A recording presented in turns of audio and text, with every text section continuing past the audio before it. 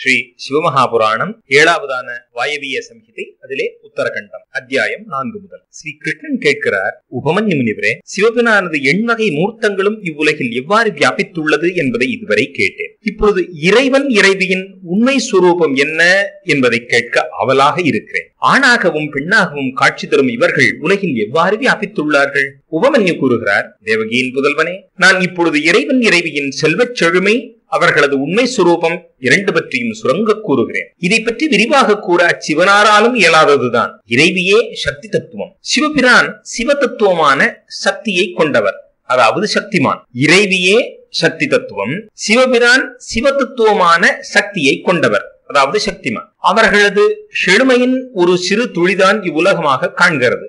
இங்கு சில ஜடமானவை, சில சேதனம் உள்ளவை. இவை இரண்டையும் முறையே சுத்தம் அசுத்தம் மற்றும் பரம் அபரம் என்பர். எந்த சித் என்கிற மண்டலம் அச்சித் என்கிற ஜடமண்டலத்தோடு கூடுகிறதோ, உலகியலில் இங்குமங்குமாக சுழன்று தவிக்கிறதோ, அதுதான் அசுத்தம் அபரம் என்று அழைக்கப்படுகிறது. இதிலிருந்து வேறுபட்ட ஜடத்தின் தடைகளில் இருந்து விடுபட்டு தனியாக நிற்பது எதுவோ அதுவே பரம், அதாவது சுத்தம் எனப்படுகிறது. அபரமும் பரமும் சித் அச்சித் கலந்த சுரூபமே. இதில் சிவபிரான் சிவையான இறைவி இருவருக்கும் ஆளுமை உண்டு. இவர்களது வசத்தில் தான் இவ்வுலகு உள்ளது. ஆனால் உலகத்தின் வசத்தில் அவர்கள் இல்லை. இவ்வுலகு இவர்களது ஆளுமைக்கு கீழ் உள்ளது. ஆகவே இவர்களே இதன் தலைவர்கள். சிவனைப் போலத்தான் சிவையும், சிவையான இறைவியைப் போலத்தான் சிவனும் நிலவும் நிலவொளியும் போல இணைந்தவர்கள். இவர்களுக்குள் வேறுபாடில்லை. நிலவொளியின்றி நிலவு உண்டோ? அழகு பெறும். அது போலத்தான் சிவன் இருப்பினும் சிவையான இறைவியின்றி அவர் அழகுற விளங்க முடியாது. சூரியனும் அதன் ஒளியும் பிரிக்க இயலாதது போல சக்தியும் சக்திமானும் பிரிக்க இயலாததென்றோ? சிவனின்றி சக்தி இல்லை, சக்தியின்றி சிவன் இல்லை. சந்திரோ நகலு பாத்யேஷ யதா சந்திரிகையா வினா ந பாதி வித்யமானோபி ததா சக்தியா வினாஷ் சிவஹ பிரபயாஹி வினா யத்வத் பானுரேஷ ந வித்யதே பிரபாச பானுநாதேன சுதராம் ததுபாஸ்ரயா ஏவம் பரஸ்பராபேக்ஷா சக்தி சக்திமதி ஸ்திதா ந சிவேன வினாசக்திர் ந சக்தியாச்ச வினாஷ் சிவஹ. சிவன் சிவை இருவர்களது வசத்தில் தான் இவ்வுலகு உள்ளது. ஆனால் உலகத்தின் வசத்தில் அவர்கள் இல்லை. இவ்வுலகு இவர்களது ஆளுமைக்கு கீழ் உள்ளது. ஆகவே அவர்களே இதன் தலைவர்கள். சிவனைப் போலத்தான் சிவையும், சிவையான இறைவியைப் போலத்தான் சிவனும் நிலவும் நிலவொளியும் போல இணைந்தவர்கள். சந்திரோ நகலு பாத்யேஷு யதா சந்திரிகையா வினா. இவர்களுக்குள் வேறுபாடில்லை. நிலவொளியின்றி நிலவுண்டோம்? அழகு பெறுமோ?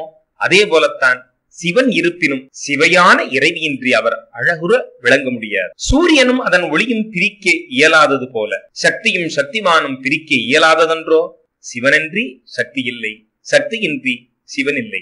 ந சிவேன வினா சக்திர் ந சக்தியாச்ச வினா சிவஹா. சிவபிரான் எந்த ஒரு சக்தியால் ஜீவாத்மாக்களுக்கு இவ்வுலக போகத்தையும் புறவுலக முக்தியையும் அளிக்கிறாரோ அந்த சக்தி ஆதியானது, ஈடு இணையற்றது, சின்மயமானது, அதாவது அறிவே வடிவானது. அந்த பராசக்தி சிவனைத்தான் அண்டியுள்ளது. இச்சக்தியைத்தான் சான்றோர்களான ஞானிகள் சர்வசக்தரான பரமசிவனுக்கு ஏற்ப உலகியலுக்கு எட்டாத அந்தந்த குணங்களால் அவரது சகதர்மிணி, அதாவது அவரது ஐந்தொழில்களுக்கும் உடனிருந்து நடத்துபவள் என்று அழைக்கின்றனர். சின்மயமான அறிவே வடிவெடுத்த அந்த பராசக்தி படைக்கும் தொழிலுக்கு காரணமாவாள். அவள் சிவபிரானது விருப்பப்படி பல பல பகுதிகளை கொண்டதாக பல பல உலகங்களை தோற்றுவிக்கிறாள். இச்சக்தியை மூலப்பிரகிருதி, மாயை, முக்குணம் கொண்டவள், அதாவது திரிகுணா என்று மூவகையாக கூறுகிறார்கள். சக்தி தத்துவமான இவள்தான் இவ்வுலகை விரிவடைய செய்கிறாள். உலகியல் நடப்புக்கேற்றபடி சக்திகள் 1, 2, 100, 1000 என்று பலவாறாக பிரிகின்றன. சிவபிரானது விருப்பத்தினால் தான் பராசக்தி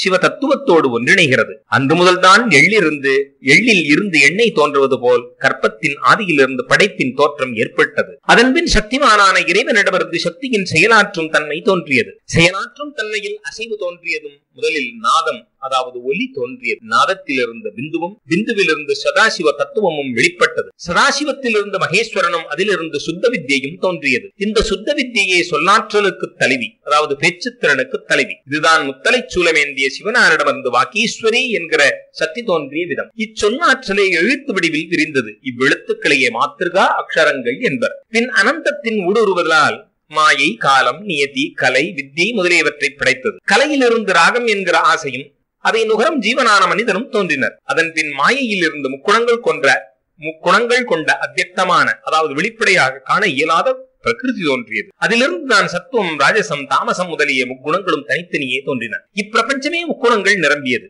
இக்குணங்களில் அசைவு தோன்றிய போது குணங்களின் தலைவர்கள் என்கிற மூர்த்திகள் தோன்றினர்.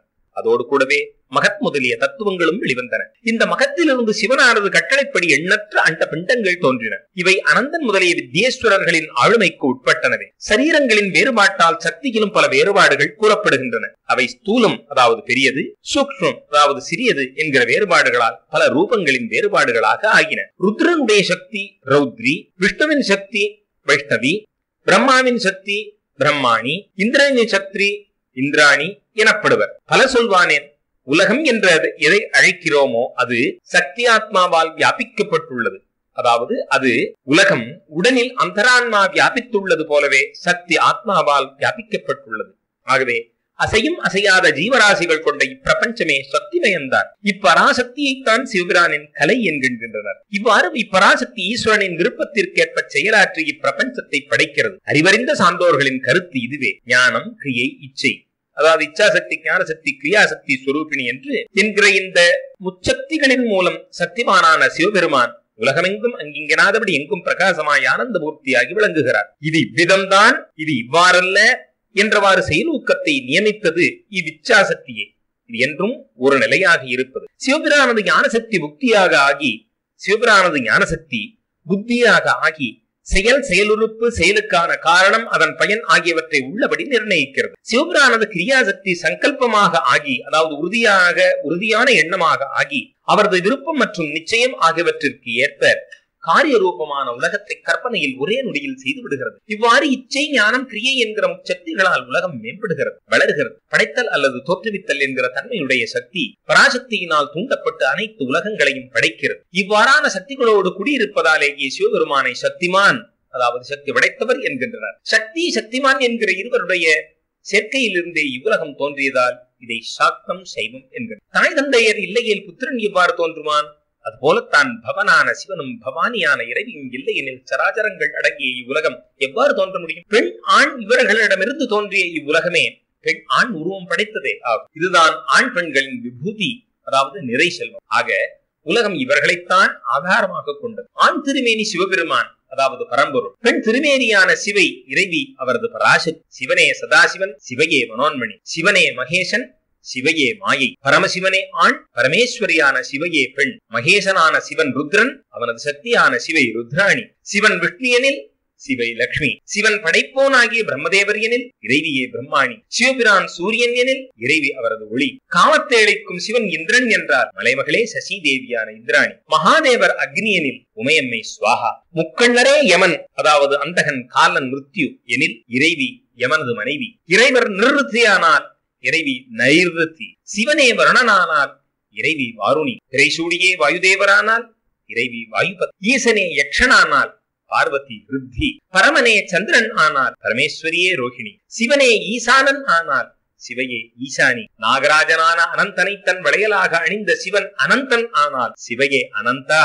ருத்ரனே காலாக்னி ஆனால் இறைவியே காளி. ஸ்வயம்பும மனுவே புருஷன் எனப்படுகிறார். சிவன் மனுமானால் சிவை சதரூபை. தட்சணானால் பிரசூத். ருச்சியானால் ஆகுதியாவாள். பிரகிருதி முனிவரனில் கியாத். மரீசி முனிவரானால் இறைவி சம்பூதி. இறைவன் அங்கீரசர் என்கிற ரிஷியானால் இறைவி ஸ்மிருதி. இளம்பிரை சூடிய புலஸ்திய மகர்ஷி எனில் இறைவி பிரீத்தி. ஈசனே புலகர் என்கிற முனிவரானால் இறைவி அவரது மனைவி கதி. சிவனே கிருது முனிவர் எனில் சிவையே சன்னதி. இறைவனே அத்ரி முனிவர் எனில் இறைவி அனசூயை. காலனை உதைத்த பரமனே கஷ்யவர் எனில் இறைவி தேவமாதாவான அதிதி.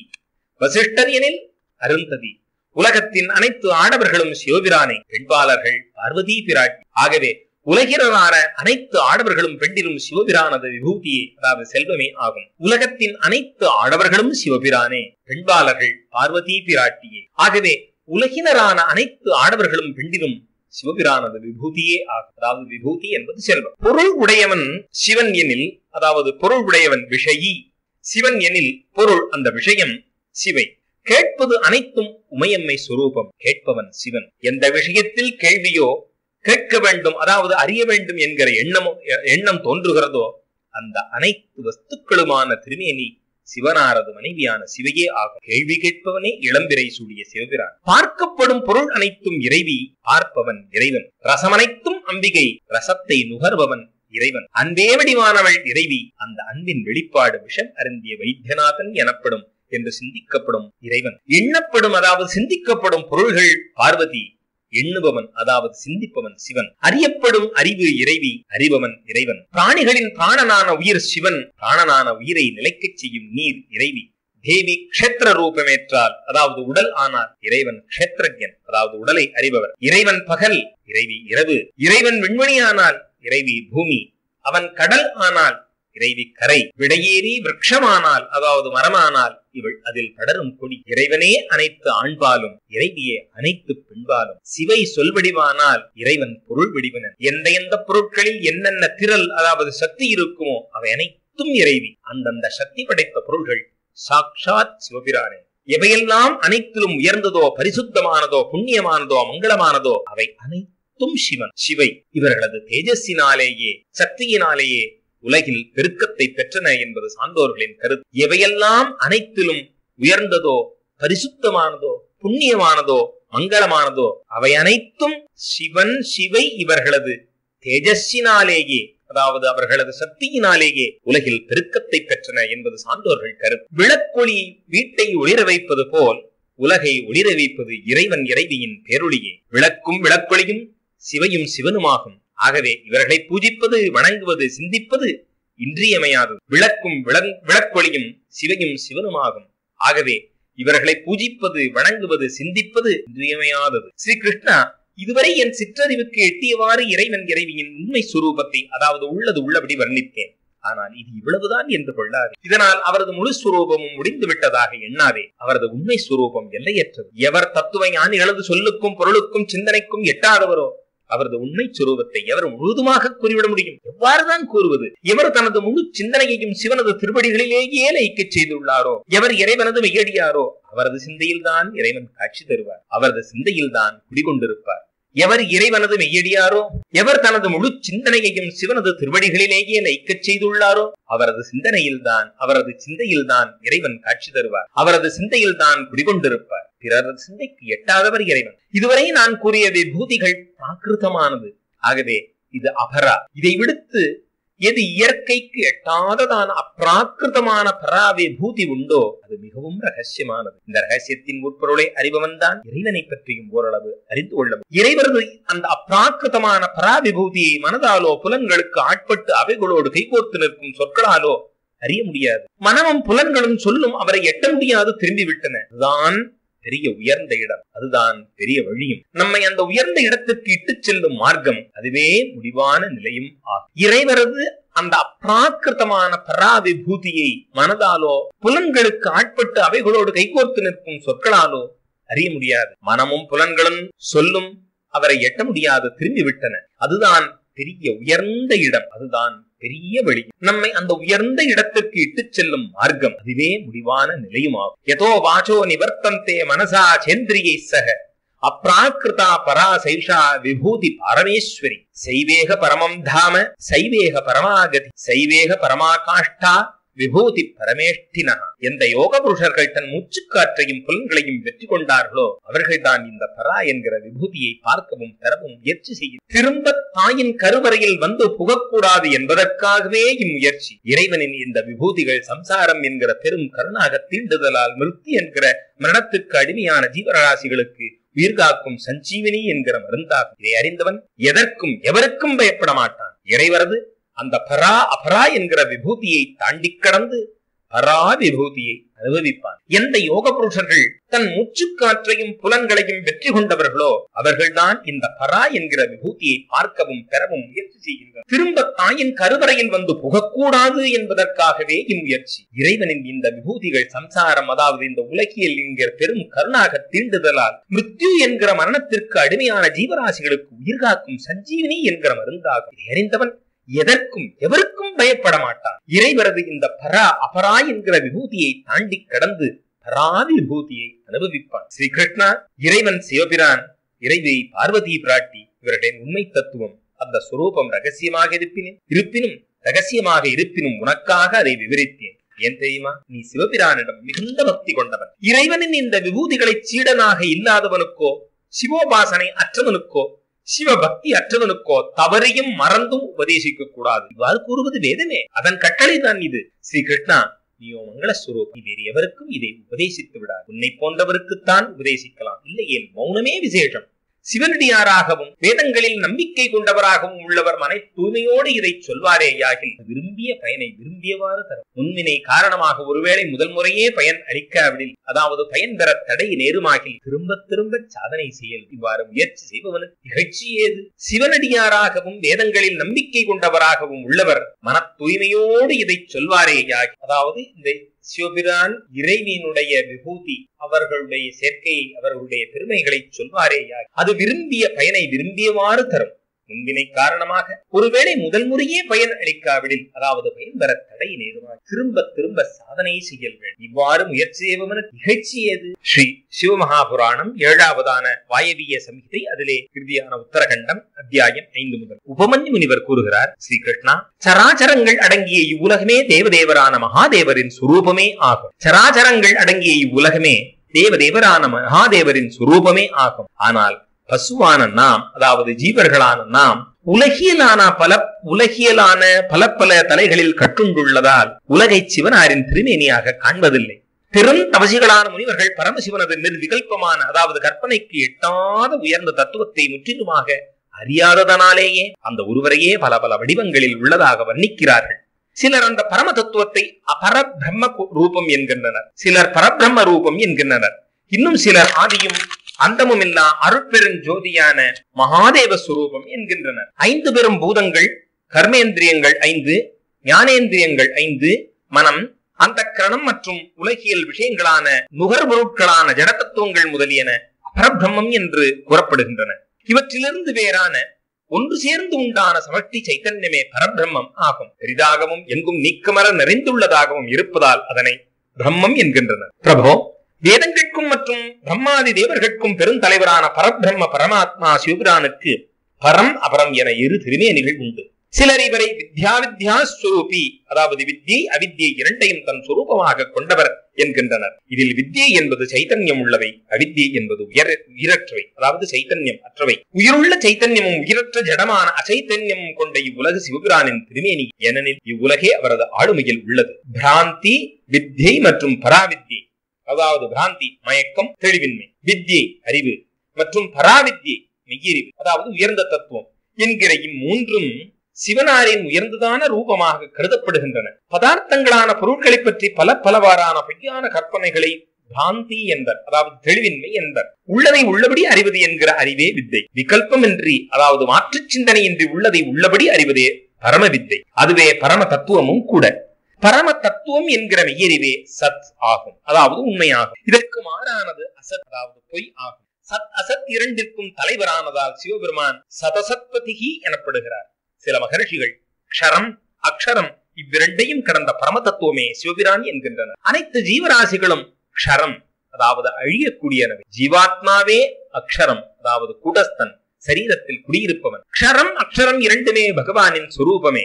ஏனெனில் இவை இரண்டும் அவர் ஆட்டுவித்தால் ஆடுவன. இறைவன் இவை இரண்டிலும் மேம்பட்டவன், சாந்த ஸ்வரூபி. ஆகவே க்ஷராக்ஷர பரன் என்கின்றனர். சிலரது எண்ணம் என்னவெனில் சிவபிரான் சமஷ்டி வியஷ்டி ரூபமானவர், அவற்றிற்கு காரணமானவர் என்றும் கூறுகின்றனர். சமஷ்டி என்பது அவ்யக்தம், வியஷ்டி என்பது வியக்தம். அவ்யக்தம் என்பது தெரியாதது, வியக்தம் என்பது தெளிவாக தெரிவது. இரண்டுமே சிவனாரது ரூபமே. ஏன் தெரியுமா? இவரது விருப்பப்படிதான் அவை செயல்புரிகின்றன.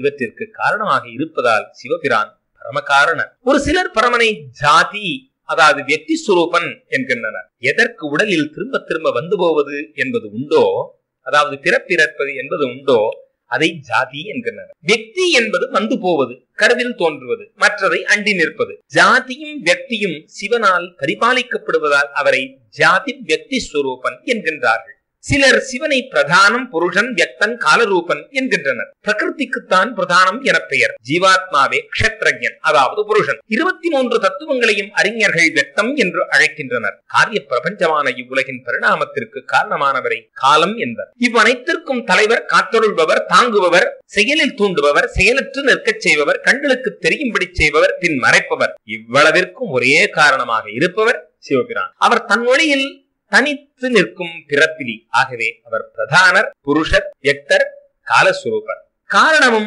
ஆளுமை கொண்டவரும், இட்டுச் செல்பவரும், படைப்பவரும் அவரே. சிலர் இவரை விராட் சுரூபர் மற்றும் ஹிரண்யகர்ப்ப ரூபர் என்கின்றனர். அகில உலகங்களையும் படைத்து அருள்வதற்கு காரணமானவரையே ஹிரண்யகர்ப்பன் என்பர். விராட் என்பவரே விஸ்வாத்மா. ஞானிகள் சிவபிரானை அந்தர்யாமி, அதாவது இதே கமலத்தின் உள்ளே பறந்து விரிந்து வாசம் புரியும் இறைவன் என்றும் பரமபுருஷன் என்றும் அழைக்கின்றனர். சிலர் இவரை பிராக்ஞர், தைஜசர், விஸ்வரூபர் என்கின்றனர். சிலர் இவரை அனைத்தின் எல்லைகளையும் கடந்த துரிய பொருள் என்றும், சிலர் அமைதியே வடிவானவர் என்றும் பகர்கின்றனர். பொதுவாக இவரையே அளப்பவர், அளக்கும் அளவு, அளக்கப்படும் பொருள், அதன் தன்மை என்றும் கூறுவர். இன்னும் சிலரோ இவர்தான் கர்த்தா, காரியம், அதாவது இவர்தான் கர்த்தா, ஒன்றை ஆக்குபவர், செய்கை, செயல், செயலுக்கான சாதனம், அதற்கான காரணம் என்பர். சில சான்றோர்கள் விழிப்பு, கனவு, தூக்கம் என்கிறார்கள். சில ஞானிகள் இவரை அனைத்தும் கடந்த துரியர் என்றும், சிலர் எல்லை கடந்த துரியாதீதர் என்றும் கூறுகிறார்கள். சிலர் நிர்குணர் என்றார், சிலர் சகுணர் என்கிறார். சம்சாரி இவரே, அதாவது உலகமாகிய குடும்பத்தோடு கூடியவர் இவரே. குடும்பம் முதலிய உறவுகளை கலைந்த அசம்சாரியும் இவரே. இவர் சுதந்திரம்தான் என்றாலும் சிலர் சுதந்திரமற்றவர் என்பர். கோரமானவரும் சௌமியமானவரும் இவர்தான். அனைவரிடத்திலும் பற்றுக்கொண்டவர் என்றார்.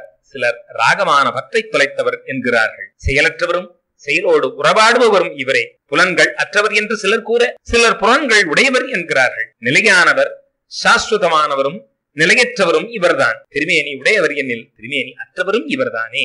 சிலரது கொள்கையோ இவர் புலப்படாதவர், சிலரது கொள்கையோ இவர் புலப்படுபவர். சிலர் அவரை வர்ணிக்க முற்பட்டால் சிலர் சொல்லுக்கு எட்டாதவர் என்கின்றனர். ஒலி வடிவானவர் எனில் ஒலிக்கும் எட்டாதவர், அதாவது எழுத்து வடிவானவர் எனில் எழுத்துக்கும் எட்டாதவர். இவர் சிந்தனைக்கு உட்பட்டவர் எனில் சிந்தனைக்கு உட்படாதவரும் இவரே. ஞானமே வடிவானவர் என சிலரோ விஞ்ஞானமே இவர்தான் என்பர். அறியப்படும் பொருளும் அறியப்படாத பரம்பொருளும் இவரே. பரமும் இவர்தான், அபரமும் இவர்தான். இவ்வாறு சிவபரம்பொருள் பற்றிய கற்பனைகள் ஏராளம் ஏராளம். இவ்வளவு எண்ணங்களுக்கும், அதாவது நம்பிக்கைகளுக்கும் காரணம் முனிவர்களாலும் அந்த இறைவனின் உண்மை சுரூபத்தை, அதாவது அவரது தன்மைகளை உள்ளபடி நிச்சயிக்க இயலாமையே. சிவனாரது திருவடிகளில் உண்மை பக்தி கொண்ட சிவனடியார்களே அச்சிவபரம்பொருளின் உண்மை தத்துவத்தை முயற்சியின்றியே தெளிகிறார்கள். தலைவரற்ற தலைவரான சிவரை, அனைத்தும் அறிந்தவரை, தொன்மையானவரை, மூலகங்களுக்கும் ஒப்பற்ற அரசரை, சிவபரம்பொருளை எதுவரை பசுவான ஜீவாத்மா அறியவில்லையோ அதுவரை பாசங்களான உலகியல் தலைகளால் கட்டுப்பட்டு துன்பமே நிறைந்த இந்த உலகியலான சக்கரத்தில், வண்டி சக்கரத்தின் ஆரக்கால் போல சுழன்று கொண்டேதான் இருக்கு. தலைவரற்ற தலைவரான சிவனை, அனைத்தும் அறிந்தவரை, தொன்மையானவரை, மூலகங்களுக்கும் ஒப்பற்ற அரசரை, சிவபரம்பொருளை எதுவரை பசுவான ஜீவாத்மா அறியவில்லையோ அதுவரை பாசங்களான உலகியல் தலைகளால் கட்டுப்பட்டு துன்பமே நிறைந்த இவ்வுலகியலான சக்கரத்தில், அதாவது சம்சார சக்கரத்தில், சுழற்சியில் மண்டி சக்கரத்தின் ஆரக்கால் போல் சுழந்து கொண்டேதான் இருக்கு. அனைத்தையும் நியமிக்கும் இறைவரை, பிரம்மதேவருக்கும் ஆதிகாரணரை, அகில உலகங்களையும் படைத்தவரை, கோடி கோடி பொன்னை போல் ஒளிர்பவரை, பரம புருஷரான சிவபிரானை ஆராய்ந்து பார்க்கும் திரள் கொண்டவனான ஜீவன் எப்பொழுது உள்ளபடி அறியும் தன்மையை பெறுகிறானோ அப்பொழுது புண்ணிய பாவங்களை முற்றிலுமாக துறந்து தூயவனாக ஆன அந்த ஞானியான ஜீவன் இரண்டற்ற நிலையான அத்வைத நிலையை அடை. உபமன்யு கூறுகிறார், யதுநந்தனா, ஸ்ரீகிருஷ்ணா, சிவபிரானுக்கு ஆணவ கர்ம மாயாமலங்களின் தடைகளே இல்லை. அவர் மலரஹிதர், அதாவது மும்மலங்களும் நீங்க பெற்றவர். உலகியலான தடை, அறிவின் பார்ப்பட்ட தடை, அகங்காரம், மனம், சித்தம், புலன்கள், தன்மாத்திரைகள் மற்றும் ஐம்பெரும் பூதங்கள் முதலியவற்றின் தொடர்புடைய எந்த ஒரு பந்தமும் தலையும் அவரை தொடவும் முடியாது. எல்லையற்ற தேஜஸ் கொண்ட சம்புவான சிவனுக்கு காலமோ கலைகளோ வித்தியோ நியதியான ஒழுங்குமுறையோ ஆசையோ பகையோ எதுவும் கிடையாது. அவருக்கு கர்மமும் இல்லை, அதன் பலனான பயனும் இல்லை. கர்மங்களினால் பிறலாகும் இன்பமோ துன்பமோ இல்லை. முற்பிறப்பின் வாசனை மனப்பதிவுகள் அவருக்கு கிடையாது. கர்மங்களிலோ அதனால் பிறலாகும் சம்ஸ்காரங்களிலோ தொடர்பில்லை. இறந்த நிகழ் வருங்காலத்தில் பிறப்போகும் போகங்களிலோ அதன் சம்ஸ்காரங்களிலோ கூட தொடர்பு இல்லை.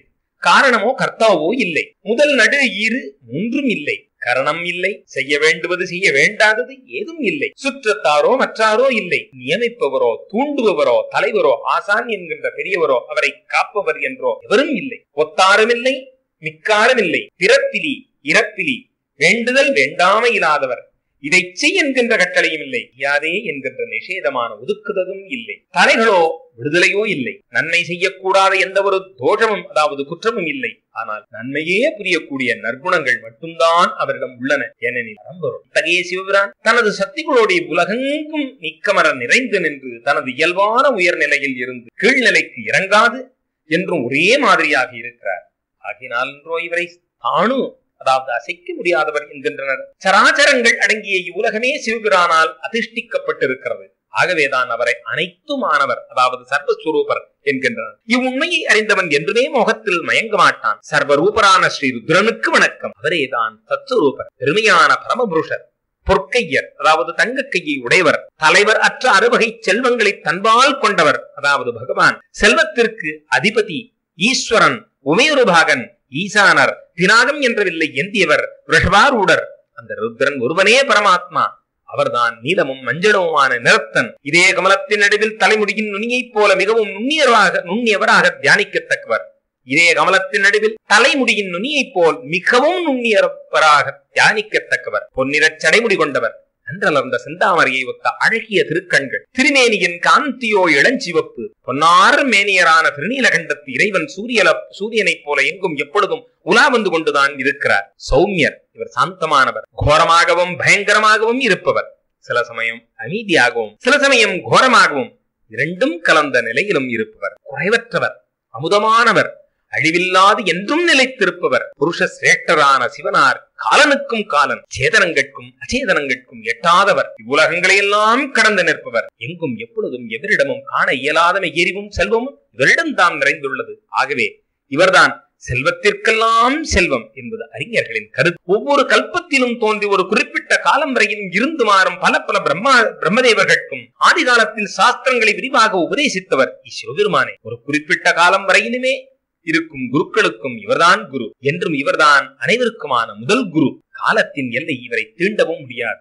இவர் காலத்திற்கு கட்டுப்படாதவர், காலாதீதர், எல்லோரை காட்டிலும் உயர்ந்ததான சக்தி என்றும் இயல்பாகவே தூய்மையானது. இவரது அறிவு எல்லையற்றது, ஓமை கூற இயலாதது. இவரது திருமேனியோ நித்தியமானது, குறைவற்றது. இவரது ஐஸ்வர்யமோ உயர்வு அற்றது, சுகமோ பெறப்பெற குறையாதது, பலமோ திரளோ எல்லையற்றது. எல்லையற்ற தேஜசும் பெருமையும் வீரமும் பராக்கிரமும் பொறுமையும் கருணையும் நிறைந்தவர் என்றும் பரிபூர்ணர். படைத்து காத்து அழிக்கும் இவருக்கு அதனால் எந்த ஒரு பிரயோஜனமும் பயனும் இல்லை. அவரது செயல்களுக்கு உயர்ந்ததான பயன் என்னவென்றால் பிறருக்கு அருள் புரிவது ஒன்றே. சிவனாரது செயல்களுக்கு உயர்ந்ததான பயன் என்னவென்றால் பிறருக்கு அருள் புரிவது ஒன்றே. பிரணவமான ஓங்காரமே சிவபிரானின் வாசகம், அவரை குறிப்பிடும் சொல் அதாவது எழுத்து. சிவன், ருத்ரன் என்ற பல திருநாமங்கள் இருப்பினும் பிரணவமான ஓங்காரமே அனைத்திலும் உயர்ந்த திருநாமம் என கொள்ளப்பட்டது. எத்தனையோ சித்திகள் இருப்பினும் பிரணவத்தால் குறிக்கப்படும் சிவசிந்தனை அவரது திருவைந்தெழுத்தான பஞ்சாட்சர ஜபம் ஆகும். இதனால் பெறப்படும் சித்தியே பராசித்தி, இதுவே உயர்ந்த சித்தியாகும் என்பதே சத்தியம். ஆகவே வாட்சியம் வாசகம் இரண்டும் ஒன்றுதான் என்று கூறும் சாஸ்திரங்களின் ஆழங்கால்பட்ட பெருமனத்தர்களான பண்டிதர்கள் ஏகாட்சரமான ஓங்காரமே மகாதேவனான இறைவனின் திருமேனி என்கின்றனர். மாண்டூக்கிய உபனிஷத்தில் பிரணவத்திற்கு 4 மாத்திரைகள் கூறப்படுகின்றன. அவை அகாரம், உகாரம், அகாரம் மற்றும் நாதம் என்பன. அகாரமே ருக்வேதம், உகாரம் யஜுர்வேதம், அகாரம் சாமவேதம், நாதமே அதர்வண வேதம். அகாரம் மகாபீஜம் எனப்படும். அதுதான் படைக்கும் கடவுளான ரஜோகுணம் படைத்த பிரம்மதேவர். உகாரமே பிரகிருதி அதாவது உலகியலான யோனி, அனைத்தும் தோன்றுமிடம். அது சத்துவகுணம் படைத்த ஸ்ரீ ஹரியை குறிப்பது. மகாரம் ஜீவாத்மா மற்றும் அனைத்தும் தோன்றுவதற்கான காரணம் அதாவது விதை, பீஜம். அது தமோகுணம் படைத்த சம்ஹார கர்த்தாவான ருத்ரனை குறிப்பது. நாதமே பரமபுருஷரான பரமேஸ்வரன். அவர் குணரகிதர் அதாவது நிர்குணர், நிஷ்கிரியர் அதாவது செயலொன்றும் இல்லாதவர். அவர்தான் மங்களகரமான சிவபிரான். வாறு பிரணவமான ஓங்காரம் தனது முதல் 3 மாத்திரைகளான அகாரம், உகாரம், மகாரம் மூலம் இவ்வுலகை 3 ரூபங்களாக பிரித்து காட்டி தனது அர்த்த மாத்திரையான நாதம் மூலம் தனது அர்த்த மாத்திரையான நாதம் மூலம் சிவஸ்வரூபத்தை நினைவூட்டுகிறது. எவரை காட்டிலும் வேறு எதுவும் உயர்ந்ததில்லையோ, எவரை காட்டிலும் அதிக நுண்ணியது என்று ஒன்றோ பெரியது என்று ஒன்றோ எதுவும் இல்லையோ, எவர் ஒருவர் மரம் போல் தனித்து சலனமற்று எங்கும் ஒளிர்ந்து நிற்கும் விண்வெளியில் உலா வருகிறாரோ அந்த பரபிரம்மமான பரமேஸ்வரன் சிவனாலேயே ஆகாரமற்று அதாவது இதுதான் உருவகம் என்று நிலையற்று உலகம் முழுவதும் நிரப்பப்பட்டிருக்கிறது. அதாவது அங்கிங்கனாதபடி எங்கும் பிரகாசமாய் ஆனந்த பூர்த்தி ஆகிய அருளுடன் நிறைந்து நிற்பது சிவ தத்துவமே என்பதே முடிவு. யஸ்மாத் பரம் நா பரமஸ்தி கிஞ்சித்து யஸ்மான் நாணியோ ந ஜாயோஸ்தி கச்சித் விருக்ஷைவ ஸ்தப்தோ திவிதிஷ்டத் ஏகஸ்தேனேதம் பூர்ணம் புருஷேண சர்வம். உபமன்யு முனிவர் கூறுகிறார், உலகியலுக்கு மாறுபட்ட தனிப்பட்ட இயல்பான சக்தி தத்துவமே வித்யை ஆகும். சூரியன் ஒருவர்தான், ஆனால் அவருடைய ஒளியான கிரணங்கள் ஆயிரம் ஆயிரமாக திகழ்கின்றன. அதுபோலவே சிவசக்தியான வித்யை ஒன்றாக இருப்பினும் அநேக உருவங்களில் விளங்குகிறது. அந்த வித்யா சக்தியிலிருந்து இச்சாசக்தி, ஞான சக்தி, கிரியாசக்தி மற்றும் மாயை முதலிய அநேக சக்திகள் தீப்பிழம்பிலிருந்து பல பல பொறிகள் வெளியேறுவது போலவே வெளிப்பட்டுள்ளன. அதிலிருந்துதான் சதாசிவன், ஈஸ்வரன், வித்யை மற்றும் அதன் தலைவரான வித்யேஸ்வரன் முதலிய புருஷர்கள் தோன்றினர். பராத்பரையான பிரகிருதியும் அதிலிருந்து தோன்றியதுதான். மகத்தத்துவம் முதல் விசேஷம் வரையிலுமான மற்றும் பிரம்மா முதலிய மூர்த்திகள் இதனது காரியங்களே. மேலும் வேறு என்னவெல்லாம் உண்டோ அவை அனைத்தும் கூட இந்த வித்யாசக்தியின் செயல்களே. இந்த சக்தி எங்கும் நீக்கமர நிறைந்தது, மிகவும் சூக்ஷ்மமானது. ஞானம் அனந்தம், ஞானம் ஆனந்தம் இவற்றின் சொரூபமும் ஆனது. இவளால் தான் இளம்பெரை சூடியான சிவபெருமானை சக்திமான், அதாவது திரள் உடையவர் என்கின்றனர். அதாவது சக்தி இல்லையேல் சிவம் இல்லை. சிவோபி சவதாம்யாதி குண்டலின்யா விவர்ஜிதா. குண்டலினி சக்தி இல்லையேல் சிவனும் சவமாகி விடுவார் என்பது சிவசூத்திரம். சிவன் வேத்தியமான அறியப்படுபவர். சக்தி ரூபிணியான இறைவி சிவை பொருளை விளக்கி காட்டும் வித்தை, அதாவது அறிவு. இந்த சக்தி ரூபிணியான சிவையான இறைவிதான் பிரக்ஞா, அதாவது அறிவு, பாண்டித்யம். ஸ்ருதி வேதம், ஸ்மிருதி முனிவர்கள் எழுதிய அறநெறி நூல்கள், திருதி தைரியம், ஸ்திதி இருப்பு, நிஷ்டா ஊற்றம், ஞானசக்தி மெய்யறிவு, இச்சாசக்தி விருப்பம், கர்மசக்தி அதாவது கிரியாசக்தி செயல்பாடு, ஆக்ஞாசக்தி ஆளுமை, பரபிரம்மம், பராபரா என்கிற இருவித்தைகள், சுத்த வித்தை, சுத்தகலை முதலியவனவாக விளங்குபவள். சக்தி ரூபிணியான சிவையான இறைவிதான் பிரக்ஞா, ஸ்ருதி, ஸ்மிருதி, திருதி, ஸ்திதி, நிஷ்டா, ஞானசக்தி, இச்சாசக்தி, கர்மசக்தி அதாவது கிரியாசக்தி, ஆக்ஞாசக்தி, பரபிரம்மம், பராபரா என்கிற இருவித்தைகள், சுத்த வித்தி, சுத்தகலை முதலியவனாக விளங்குபவள். ஏனெனில் இவை அனைத்தும் சக்தியின் செயல்பாடுகள் தானே. மாயை பிரகிருதி, ஜீவன், விகாரம் அதாவது மாறுபாடுகள், விகிருதி அதாவது மாறுபடும் பொருள்கள், சத்து, அசத்து இன்னும் தென்படுபவைகளெல்லாம் இந்த சக்தி தத்துவத்தினாலேயே நிரப்பப்பட்டுள்ளன. சக்தி ஸ்வரூபிணியான இந்த சிவையான இறைவி தனது மாயையின் மூலம் அசையும் அசையாதவைகள் அனைத்தும் நிரம்பியுள்ள இந்த பிரம்மாண்டத்தை எந்தவித முயற்சியும் சிரமமும் இன்றி பெருமயக்கமான மோகத்தில் ஆழ்த்தி விடுகிறது. மேலும் விளையாட்டாகவே அவற்றை மோகத்தின் தடைகளில் இருந்து விடுதலை பெறும்படியும் செய்கிறது. 27 விதமாக உள்ள இந்த சக்தியோடு கூடித்தான் சர்வசக்தரான சிவபிரான் அனைத்து பிரபஞ்சத்திலும் வியாபித்து நிற்கிறார். இவரது திருவடிகளில் தானே முக்திலட்சுமி வாழ்கிறாள். முன்பொரு சமயம் பிரம்மத்தை பற்றிய வாதங்களிலேயே இப்போதும் ஈடுபட்டிருந்த பல முனிவர்களது மனதில் ஓர் ஐயம் எழுந்தது. அது என்னவெனில், இப்பிரபஞ்சத்திற்கான காரணம் என்ன? நாம் யாரால் படைக்கப்பட்டோம்? நாம் வாழ்வது எதனால்? நமது பிரதிஷ்டை அதாவது நிலை எங்கு? நம்மை செலுத்துவது எது? யாருடைய சேர்க்கையால் இன்ப துன்பங்களை பெறுகிறோம்? தடுக்க முடியாத, தாண்ட முடியாத இந்த வரைமுறைகளை செய்தது யார்? ஒருவேளை காலம், இயற்கை, நிச்சயமான பயன்களை தரும் கர்மங்கள் அதாவது நியதி, அல்லது திடீரென்று அதாவது எதிர்ச்சியாக தோன்றும் செயல் என்பவை இதற்கு காரணம் என்று கொள்வோமேயானால் அது யுக்திக்கு பொருத்தமாக இல்லை. 5 பெரும் பூதங்களும் ஜீவாத்மாவும் காரணமாக இருக்க முடியாது. இவைகளின் மொத்த கூட்டுறவோ அல்லது வேறெதுவோ கூட காரணமாக முடியாது. ஏனெனில் முன்பு கூறிய காலம் முதலியன அனைத்தும் அச்சேதனங்கள், ஈரற்றவை, அறிவற்றவை. ஜீவாத்மா சைத்தன்யமான அறிவோடு கூடியிருந்தாலும் அது இன்ப துன்பங்களுக்கு அடிமையாகி அதை எதிர்க்க திரள் என்று இருத்தலால் அந்த ஜீவாத்மா இந்த ஜெகத்திற்கு காரணமாக முடியாது. ஆகவே இதற்கு காரணம் யார் என்பதை நாம் கட்டாயம் சிந்திக்க வேண்டும்.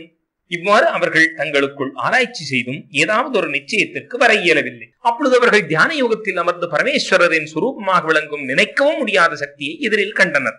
எந்த இறைவி சத்துவம், ராஜசம், தாமசம் என்கிற தனது குணங்களினாலேயே மறைக்கப்பட்டிருப்பினும் அவற்றிலிருந்து தனித்து விளங்கும் இறைவியை கண்டனர். இறைவரது அந்த சக்தி அனைத்து தடைகளையும் தகர்த்து எரிபவள் அன்றோ? அவளது திருவருளால் அத்தடைகள் அனைத்தும் தகர்த்து எரிந்தபின் ஜீவாத்மா தனது தெய்வீக பார்வையால் அனைத்துக்கும் காரணமான அனைத்து சக்திகளும் படைத்த மகாதேவனை தரிசனம் செய்கிறான். இந்த இறைவன்தான் காலம் முதல் ஜீவாத்மா வரையிலான முன்பு கூறப்பட்ட அனைத்து காரணங்களையும் உலகம் அனைத்தையும் தனது சக்தி தத்துவத்தினால் ஆழ்கிறார். இவர் அளத்தற்கு அறியவர். இந்த இறைவரது திருவருள் இவரிடம் கொண்ட பரமயோகம் மற்றும் பக்தி யோகத்தினால் அந்த முனிவர்கள் அனைவரும் தெய்வீக நிலையை பெற்றனர். ஸ்ரீகிருஷ்ணா, எவனொருவன் தனது இதய தாமரையில் சிவபிரானையும் அவரது சக்தியான இறைவையையும் காண்கின்றானோ அவனே சாஸ்வதமான சாந்தியை பெறுகிறான், அதாவது அழிவற்ற சாந்தியை பெறுகிறான். மற்றவருக்கு இல்லை என்பது ஸ்ருதிகளின் முடிவு. சக்தியையும் சக்திமானையும் பிரிக்கவே முடியாது. இருவருக்கும் பிரிவு இல்லை, தீயும் அதன் வெம்மையும் போல. ஆகவே அந்த இருவரது சேர்க்கையால் தான் பரமானந்தம் பெறலாகிறது. சிவபிரான் இறைவி இவர்களின் கருணை இருக்குமேயானால் முக்தி பெறுகிற விஷயத்தில் ஞானம், கர்மம் இவைகளில் எந்த ஒரு நியமமும் தேவையில்லை. அவர்கள் திருவருளால் முக்திதான் நம் கைவசம் உள்ளதே. தேவர்கள், அசுரர்கள், விலங்குகள், பறவைகள், புழுப்பூச்சிகள் ஆகியன எதுவாக இருப்பினும் இறைவரது கருணை இருக்குமேயானால் முக்தி பெறலாம். கருவில் இருக்கும் குழந்தை, அப்பொழுது பிறந்த குழந்தை, சற்று பெரிதான குழந்தை, இளைஞர், முதியோர், இறக்கப் போகிறவன், சொர்க்கத்தில் வசிப்பவன், நரகத்தில் இடர்படுவோன், தனக்கென அறநெறி முறைகளை விடுத்தவன், அதாவது பதிதன், தர்மமே தனது உயிர் என விளங்கும் சான்றோன், படித்த அறிஞன் மற்றும் மூடன் ஆகிய யாராக வேண்டுமானாலும் இருக்கட்டுமே, இறைவரது திருவருள் இருக்குமேயானால் அப்பொழுதே அவன் முக்தி பெறுகிறான் என்பதில் எந்தவித ஐயமும் இல்லை. பரமேஸ்வரன் தனது இயல்பான கருணை திறத்தினால் தகுதியற்றவனாக இருப்பினும் அவ்வடியவனின் மும்மலங்களையும் அழித்து அவன் மேல் தன் கருணையை பொழிகிறார் என்பதிலும் ஐயமில்லை. இறைவனது திருவருளினாலேயே பக்தி ஏற்படுகிறது. அந்த பக்தியினாலேயே நம்மேல் இறைவருக்கு கருணை பெருகுகிறது. அந்தந்த நிலைகளின் வேறுபாட்டை உணர்ந்து அறிஞர்கள் இவ்விஷயத்தில் மயங்குவதில்லை. இவ்வுலக புறவுலக இன்பங்களை வாரி வழங்கும் இந்த பக்தியோ இறைவனது இன்னருளாலேயே பெறலாகும். இவ்வுலக புறவுலக இன்பங்களை வாரி வழங்கும் இந்த பக்தியோ இறைவனது இன்னருளாலேயே பெறலாகும். இந்த பக்தியோ ஒரே ஒரு பிறவியில் பெறுவதல்ல, பல்லாயிரம் பிறவிகள் வேண்டும். பல பிறவிகளில் ஸ்ரௌத ஸ்மார்த்த கர்மங்களை, அதாவது வேதங்கள் மற்றும் ஸ்மிருதிகள் கூறும் கர்மங்களை முறைப்படி அனுஷ்டித்து அதன் வாயிலாக சித்தியான தகுதி பெற்ற விரக்தி கொண்ட அதன் மூலம் மெய்யறிவு பெற்ற அடியவர் மீதுதான் இறைவன் மனம் மகிழ்ந்து அருள் புரிகிறார். இவ்வுலக புறவுலக இன்பங்களை வாரி வழங்கும் இந்த பக்தியோ இறைவனது இன்னருளாலேயே பெறலாகும். இந்த பக்தியோ ஒரே ஒரு பிறவியில் பெறுவதல்ல, பல்லாயிரம் பிறவிகள் வேண்டும். பல பிறவிகளில் வேதங்கள் மற்றும் ஸ்மிருதிகள் கூறும் கர்மங்களை முறைப்படி அனுஷ்டித்து அதன் வாயிலாக சித்தியான தகுதி பெற்ற விரக்தி கொண்ட அதன் மூலம் மெய்யறிவு பெற்ற அடியவர் மீதுதான் இறைவன் மனம் மகிழ்ந்து அருள் புரிகிறார். இறைவன் ஒருவன் மேல் மகிழ்ச்சி கொள்வாரேயானால் அப்பொழுதுதான் அந்த ஜீவாத்மாவான பசுவினிடம் சிறிது பக்தி தோன்றுகிறது. அப்பொழுதுதான் அவன், அந்த ஜீவாத்மா, தனது சிற்றறிவில் சிவபிரானே எனது ஒப்பற்ற தலைவர், அவரே எனது சுவாமி என்கின்ற அனுபவத்தை உணர ஆரம்பிக்கிறான். அதன் பின்தான் அந்த ஜீவன் தவம் செய்து பலவிதமான சிவதர்மங்களை பின்பற்றுவதில் மனம் கொள்கிறான். இறைவன் ஒருவன் மேல் மகிழ்ச்சி கொள்வாரேயானால் அப்பொழுதுதான் அந்த ஜீவாத்மாவான பசுவினிடம் சிறிது பக்தி தோன்றுகிறது. அப்பொழுதுதான் அந்த ஜீவாத்மா தனது சிற்றறிவில் சிவபிரானே எனது ஒப்பற்ற தலைவர், அவரே எனது சுவாமி என்கிற அனுபவத்தை உணர ஆரம்பிக்கிறான். அதன் பின்தான் அந்த ஜீவன் தவம் செய்து பலவிதமான சிவதர்மங்களை பின்பற்றுவதில் மனம் கொள்கிறான். அவ்வாறு சிவதர்மத்தை கடைபிடிப்பதில் திரும்ப திரும்ப மனம் ஊன்றியிருப்பதால் அவனது இதயத்தில் உயர்ந்ததான பக்தி தோன்ற ஆரம்பிக்கிறது. இந்த பக்தியால் இறைவரது பேரருள் கிடைக்கிறது. இந்த அருளினால் அவன் பாவங்களில் இருந்து முற்றுமாக விடுதலை பெறுகிறான். பாவங்கள் முற்றுமாக அழிய பேரானந்தம் கிடைக்கிறது. எவனுக்கு சிவபரம்பொருள் மேல் கொஞ்சமாவது பக்தி ஏற்படுமோ அவன் 3 பிறவிகளுக்கு பின் நிச்சயம் முக்தி பெறுகிறான். அவன் திரும்பவும் தாயின் திருவயிற்றை காண மாட்டான். கருவறை வாசம் அவனுக்கு இல்லை. பக்தி என்பது என்ன தெரியுமா? உடலினால் ஆற்றக்கூடிய சேவையும் உடலற்ற மனதினால் ஆற்றக்கூடிய சேவையுமே. இதுவே இந்த பக்தியிலும் 3 வகைகள் உண்டு. மனதினால் ஆற்றக்கூடியது, வாக்கினால் ஆற்றக்கூடியது, காயமான உடலினால் ஆற்றக்கூடியது. சிவபிரானது திருமேனி, திருவிளையாடல்கள் ஆகியவற்றை சிந்தித்துக் கொண்டே இருப்பது மனதினால் ஆகும் பக்தி. திரு ஐந்தெழுத்தை ஓதுவது முதலியன வாக்கினால் செய்யும் பக்தி. நறுமண பூக்களை கொண்டு பூஜை செய்வது, திரு அபிஷேகம் செய்வது முதலியன காயிகமான பக்தி, அதாவது உடலினால் ஆற்றக்கூடிய பக்தி. இம்மூன்று விதமாக செய்யும் சேவையே, அதாவது பக்தியே சிவதர்மம் எனப்படுகிறது. சிவபிரான் இந்த சிவதர்மத்தை 5 விதமானது என்கிறார் ஆகம சாஸ்திரங்களில். அவை தவம், கர்மம், ஜபம், தியானம், மெய்யறிவு என்பன. சாந்திராயணம் முதலிய விரதங்களை அனுஷ்டிப்பது தவம். சிவலிங்கத்திற்கு திரு அபிஷேகம், அர்ச்சனை முதலியன செய்வது கர்மம். ஜபமான வாசிக தர்மம் உறக்கச் சொல்வது, உதட்டளவில் சொல்வது, மனதினால் சொல்லிக் கொள்வது என 3 விதம். இவ்வாறு சிவமந்திரமான திரு ஐந்தெழுத்தை ஓதுவது ஜபம் எனப்படும். சிவனாரது திருமேனியை மனதில் இருத்தி வேறதிலும் மனதை திரிய விடாது சிந்திப்பதே தியானம். சிவாகமங்களில் கூறப்பட்டுள்ள ஞானமான மெய்யறிவே இங்கு ஞானம், அதாவது மெய்யறிவு. நீலகண்டரான சிவபிரானை இறைவியான பார்வதி பிராட்டியிடம் எந்த ஞானத்தை பற்றி உபதேசித்தாரோ அதுவே சிவாகமம் ஆகும். சிவனடியார்களின் நலம் பொருட்டே இந்த ஆகம சாஸ்திரங்களை ஆகம சாஸ்திரங்களான சிவஞானம் உபதேசிக்கப்பட்டது. இந்த சிவஞானம் தான் முக்திக்கு பரம சாதனம். இதனால் கருணைக்கடலான சிவபிரானிடம் பக்தி பன்மடங்கு பெருகுகிறது. ஆகவே நலன் வேண்டுவோர் சிவபக்தியையே பெருக்க வேண்டும். உலகியல் விஷயங்களில் உள்ள ஆசையை விடுத்து வைராக்கியத்தை பெருக்க வேண்டும். அவனன்றோ புத்திமான், அறிவு படைத்தவன். பக்தி என்பது என்ன தெரியுமா? உடலினால் ஆற்றக்கூடிய சேவையும் உடலற்ற மனதினால் ஆற்றக்கூடிய சேவையுமே இதுவே பக்தி. உடலினால் ஆற்றக்கூடிய சேவையும் மனதினால் ஆற்றக்கூடிய சேவையுமே பக்தி. இந்த பக்தியிலும் 3 வகைகள் உண்டு. மனதினால் ஆற்றக்கூடியது, வாக்கினால் ஆற்றக்கூடியது, காயமான உடலினால் ஆற்றக்கூடியது. சிவபிரானது திருமேனி, திருவிளையாடல்கள் ஆகியவற்றை சிந்தித்துக் கொண்டே இருப்பது மனதினால் ஆகும் பக்தி. திரு ஓதுவது முதலியன வாக்கினால் செய்யும் பக்தி. நறுமண பூக்களை கொண்டு பூஜை செய்வது, திரு அபிஷேகம் செய்வது முதலியன காயிகமான உடலினால் ஆற்றக்கூடிய பக்தி. இம்மூன்று விதமாக செய்யும் சேவையே சிவதர்மம் எனப்படுகிறது. சிவபிரான் இந்த சிவதர்மத்தை 5 விதமானது என்கிறார் ஆகம சாஸ்திரங்களில். அவை தவம், கர்மம், ஜபம், தியானம், மெய்யறிவு என்பன. சாந்திராயண முதலிய விரதங்களை அனுஷ்டிப்பது தபம். சிவலிங்கத்திற்கு திரு அபிஷேகம், அர்ச்சனை முதலியன செய்வது கர்மம். ஜபமான வாசிக தர்மம். உறக்கச் சொல்வது, உடட்டளவில் சொல்வது, மனதினால் சொல்லிக் கொள்வது என 3 விடம். இவ்வாறு சிவமந்திரமான திருவைந்தெழுத்தை ஓதுவது ஜபம் எனப்படும். சிவனாரது திருமேனியை மனதில் இருத்தி வேறெதிலும் மனதை திரியவிடாது சிந்திப்பதே தியானம். சிவாகமங்களில் கூறப்பட்டுள்ள ஞானமான மெய்யறிவே இங்கு ஞானம், அதாவது மெய்யறிவு எனப்படுகிறது. நீலகண்டரான சிவபிரான் இறைவியான பார்வதி பிராட்டியிடம் எந்த ஞானத்தை பற்றி உபதேசித்தாரோ அதுவே சிவாகமம் ஆகும். சிவனடியார்களின் நலன் பொருட்டே இந்த ஆகம சாஸ்திரங்களான சிவஞானம் உபதேசிக்கப்பட்டது. இந்த சிவஞானம்தான் முக்திக்கு பரமசாதனம். இதனால் கருணைக்கடலான சிவபிரானிடம் பக்தி பன்மடங்கு பெருகுகிறது. ஆகவே நலன் வேண்டுவோர் சிவபக்தியையே பெருக்க வேண்டும். உலகியல் விஷயங்களில் உள்ள ஆசையை விடுத்து வைராக்கியத்தை பெருக்க வேண்டும். அவனன்றோ அறிவு படைத்தவன். ஸ்ரீ கிருஷ்ணர் கேட்கிறார், முனிவரே, வேதங்களின் சாரமானதும் தன்னை அண்டிய சிவனடியார்கள் முக்தி பெறுவதற்காகவும் சிவபெருமான் திருவாய்வலந்தருடைய சிவஞானத்தை கேட்க மிகவும் ஆவலாக இருக்கிறேன். சிவபிரானது பூஜை எவ்வாறு செய்யப்பட வேண்டும்? பூஜை செய்வதற்கு தகுதி பெற்றவன் யார்? ஞான யோகம் எவ்வாறு சித்திக்கும்? தாங்களோ உயர்ந்த விரதங்களை முறைப்படி கடைபிடிப்பவர். தாங்கள்தான் எனது சந்தேகங்களை போக்க வேண்டும். விளக்கமான பதில் கூற வேண்டுகிறேன். உபமன்யு முனிவர் கூறுகிறார், ஸ்ரீகிருஷ்ணா, வேதங்களில் கூறப்பட்ட மெய்யறிவு பற்றிய விளக்கங்களை சிவபிரான் சுருக்கி கூறினார். அதுதான் சிவஞானம். அதில் துதியும் இல்லை, நிந்தையும் இல்லை. கேட்கும் போதே அதில் ஒரு நம்பிக்கை தோன்றும். இந்த சிவஞானமோ குருவின் திருவருளால் தான் பெறலாகும். அப்படி பெற்றால் அது எவ்வித சிரமம் என்று முக்தியை தந்துவிடும். அதை எவரும் விரித்து கூற முடியாதாகையால் சுருக்கமாக சொல்கிறேன். சத்காரிய காரணங்களோடு கூடிய இறைவனான சிவபிரான் முதலில் உலகை படைக்க எண்ணி அவ்வியக்தமான, அதாவது புலப்படாத தனது நிலையிலிருந்து புலப்படும்படியாக வியக்த ரூபத்தில் தோன்றினார். அப்பொழுது ஞானமே வடிவான விஸ்வநாதரான சிவபிரான் முதலில் பிரம்மதேவரை தோற்றுவித்தார். அவர்தான் தேவர்களுக்குள் முதன்மையானவர், வேதங்களுக்கு அதிபதியும் கூட. அவ்வமயம் பிரம்மதேவர் தன் பிதாவான மகாதேவரை நோக்க அவரும் தன் கண்ணருளோடு அப்பொழுது பிறந்த பிரம்மதேவரை நோக்கினார். பிரம்மதேவரை நோக்கி உலகை படைக்குமாறு கட்டளையிட்டார். ருத்ரரது கருணை பார்வை பெற்றதும் பிரம்மதேவருக்கு படைக்கும் ஆற்றல் கிட்டியது. உடனே பிரம்மதேவர் அகில உலகையும் படைத்தார். அப்படி படைக்கப்பட்ட மக்களை 4 வர்ணத்தார், 4 ஆசிரமத்தார் என்கிற வரமுறையையும் படைத்தார். பின் வேள்விகளுக்காக சோமனை படைத்தார். சோமனிடமிருந்து திலோகம் தோன்றியது. அதன் பின் பூமி, அக்னி, சூரியன், வேள்வியை திருவேணியாக கொண்ட விஷ்ணு, சச்சி தேவியின் கணவனான இந்திரன் முதலியவர்கள் தோன்றினர். இவர்கள் அனைவரும் மற்றும் உள்ள தேவர்களும் ஸ்ரீ ருத்ர அத்தியாயத்தை, அதாவது கிருஷ்ண யஜுர்வேதத்தில் 4வது காண்டத்தில் வரக்கூடியது, ஸ்ரீ ருத்ர அத்தியாயத்தை ஓதி ருத்ரதேவரை துதிக்கலாயினர். அப்பொழுது மலர்ந்த திருமுகத்துடன் அங்கு தோன்றிய சிவபிரான் தனது திருவிளையாடலை தொடங்க எண்ணி அவர்கள் அனைவரது மெய்யறிவையும் தன் பக்கம் இழுத்துக் கொண்டார். அப்பொழுது மயக்கமுற்ற தேவர்கள் தாங்கள் யார் என்று வினவினர். உடனே ஸ்ரீ ருத்ரர், தேவர்களே, நான் தொன்மையானவன், முதலில் தோன்றியவனே நான் தான். இப்பொழுதும் நானே எங்கும் உள்ளேன், இனியும் நானே இருப்பேன். ஆக முக்காலங்களிலும் இருப்பவன் நானே, என்னை தவிர வேறு எவருமே இல்லை. இவ்வுலகம் அனைத்தையும் நான் தான் என் திரளால் காத்தருளுகிறேன். என்னை விட உயர்ந்தவனோ எனக்கு சமமானவனோ எவருமே இல்லை. என்னை அறிபவனே இவ்வுலக தடைகளில் இருந்து விடுதலை பெறுகிறான். சோப்ரவீத் பகவான் ருத்ரோ ஹெமேக புராதனஹ ஆசம் பிரதமமேவாகம் வர்த்தாமிச்ச சுரோத்தமாக பவிஷ்யாமிச்ச மத்தோன்யோ வத்திரிக்தோ ந கஷ்சன அகமேவ ஜகத் சர்வம் தற்பயாமி ஸ்வதேஜசா.